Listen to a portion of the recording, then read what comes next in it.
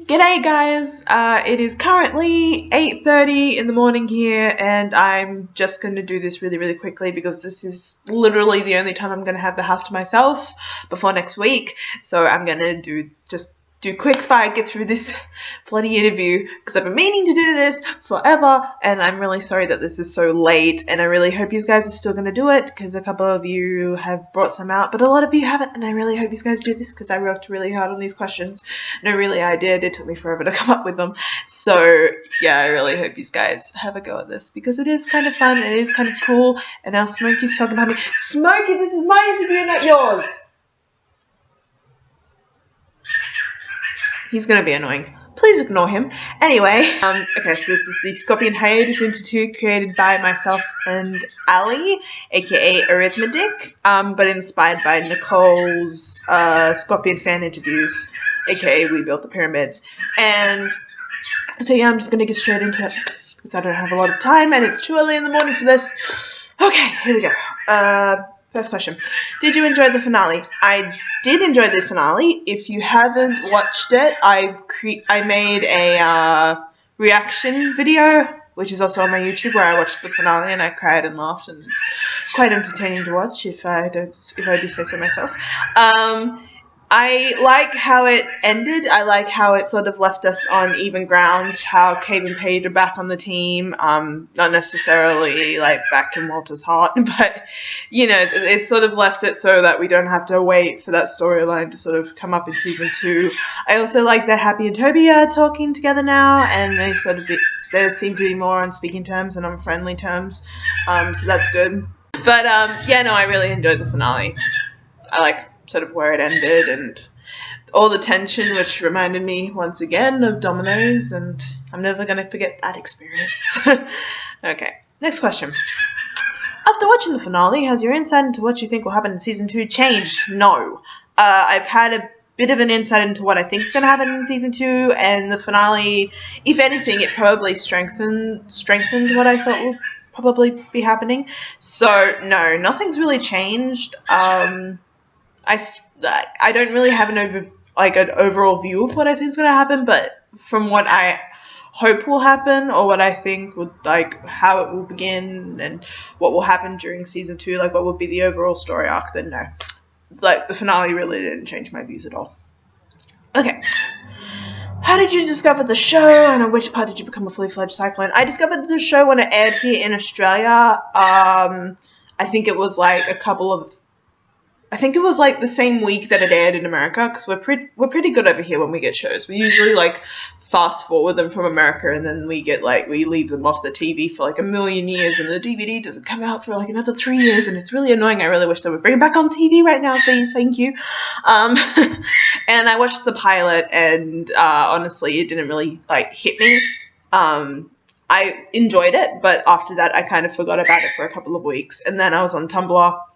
And I saw a gift set from a cyclone, the scene where Happy's elbowing and kicking the man in the desert. And I thought, wow, that seems interesting. So I Googled it and found out it was from Scorpion. And then by that time, Shorthanded had just aired. So I watched the first 4 episodes in a row, and that's sort of when I got hooked to it. But I don't think I actually joined the fandom until about Talisman, I think, because that's when sort of the Quintus shipping sort of became like, oh my god, it was so Quintusy, and so I think that's sort of when I jumped in and sort of gave it my all, and then that's when people started following me. But I don't think I actually became a fully fledged cyclone until people started reblogging my gifts, so thank you. Which scene of season 1 made you cry the most? Domino's. If we're going by episode, Domino's.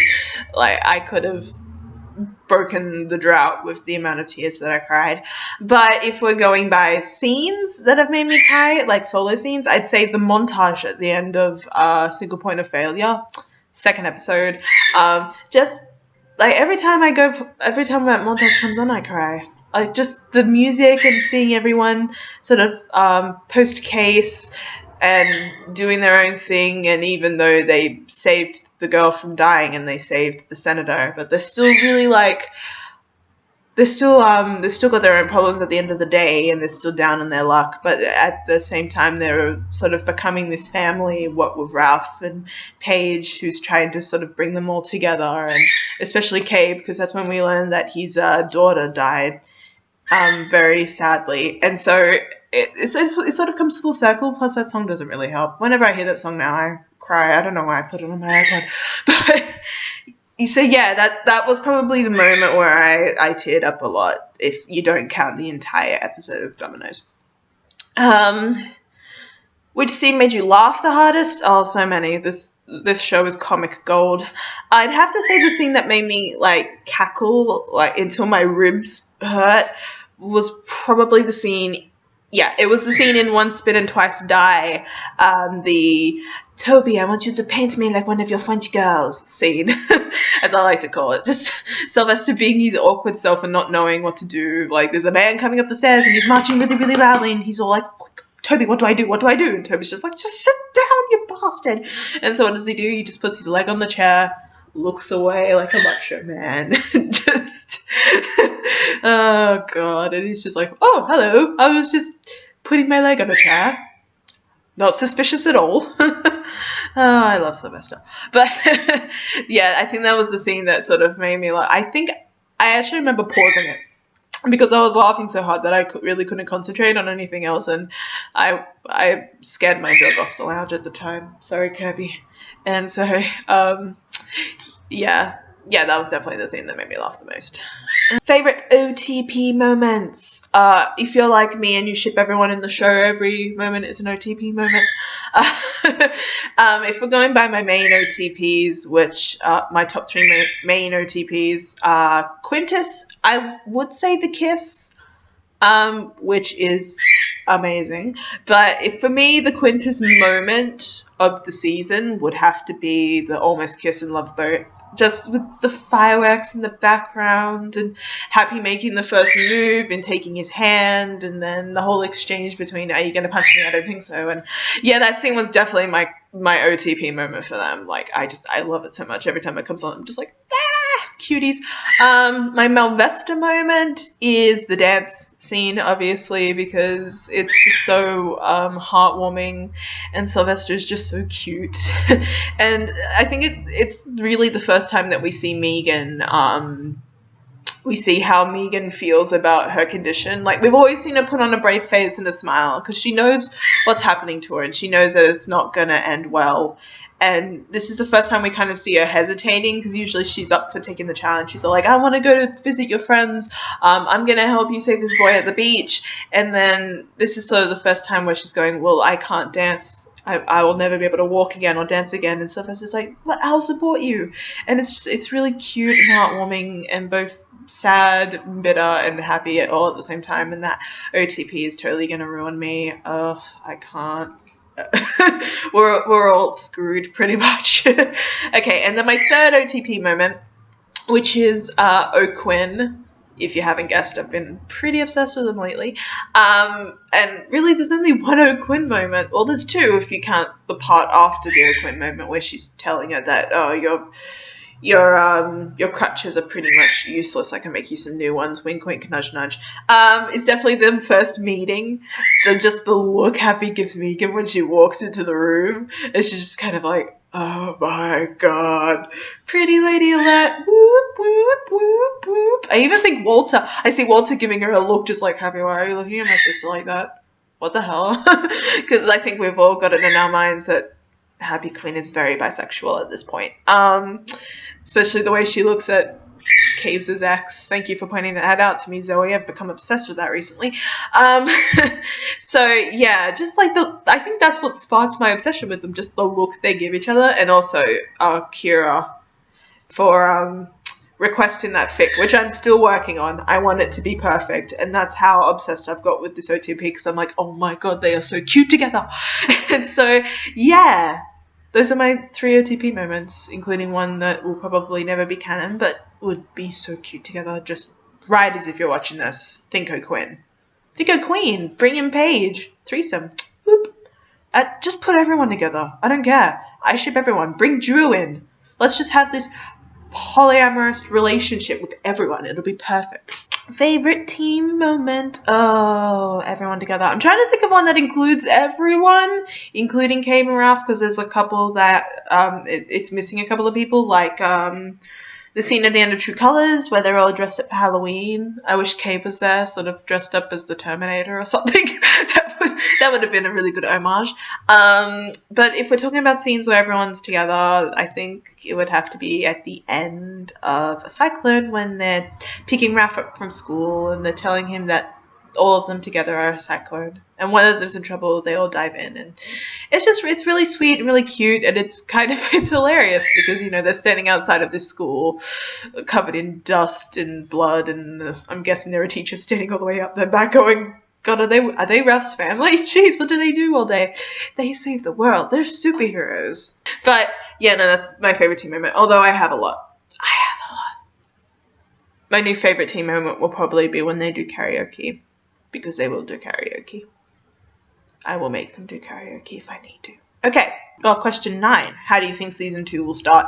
I reckon there'll be a time jump. I don't think Walter will be in the hospital. I think either he'll be still getting over his injuries, or it'll be like at the point where they've got to sort of reevaluate where they stand if they want to do cases again. So maybe like a reevaluation. Maybe he's training up again. Maybe they're in the middle of a case and he sort of breaks down and they're like, well, you're not ready. And he goes, but I'm so ready.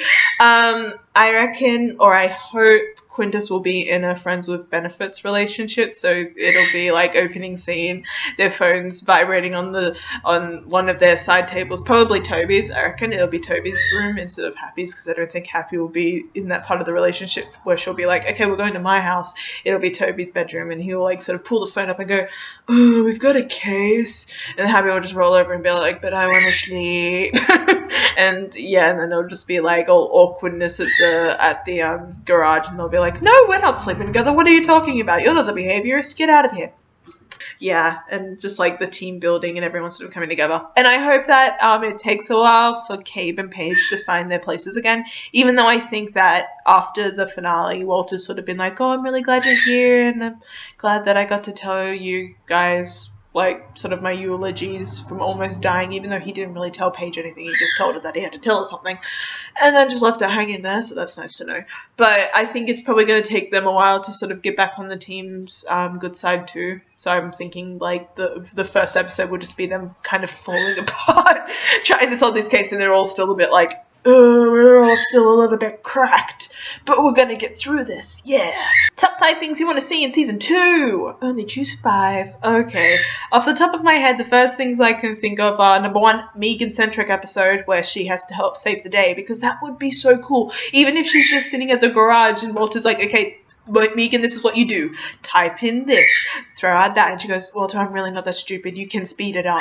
Like, but that would be really cool. Just a whole Megan-centric episode. Maybe an episode where we see sort of, from her perspective, like what she's going through at the hospital, and how her condition is worsened, and what, like, how upset she is about it, and just more Megan, really. That's just what I want, more Megan. Okay. Number 2, karaoke. More team bonding moments that are just really cute and really out there. Maybe like a paintballing session, or like training montages where they're like, okay, you guys, if you want to learn how to use a gun, this is the training montage of everyone shooting at blanks, and it's just going all wrong, and then Happy's just so trigger happy, just yeah, guns. But yeah, some more team bonding moments, aka work related or just after school related, with Ralph doing like science experiments and visiting the school for fun fairs and whatnot. Give me all of that. So that's 2. 3, more family moments, like for background story with oh, pardon me, with the cyclone. So Toby's father coming back, maybe, because we don't know the condition of his parents. Like, we understand his mother had bipolar, so I'm guessing she's out of the picture, but the father could possibly make an entrance. Sylvester getting in touch with his parents again, for some reason, or maybe them getting in touch with him. I'd like to know more about Paige's parents too, her family. We don't really know much outside of Drew and Ralph, so I'd like to see sort of like if she has any cousins or aunts, or what her parents are doing, you know, why they aren't in contact with her life. Has it got anything to do with Drew or her child or something? find out more about that. Maybe even have an appearance by Walter's parents. Maybe they have to go to Ireland for a case, or maybe they're in America visiting Megan. Have that happening. More with Happy Quinn's dad, and maybe also an explanation of the cousin in Phoenix, because that really wasn't explored past the pilot episode.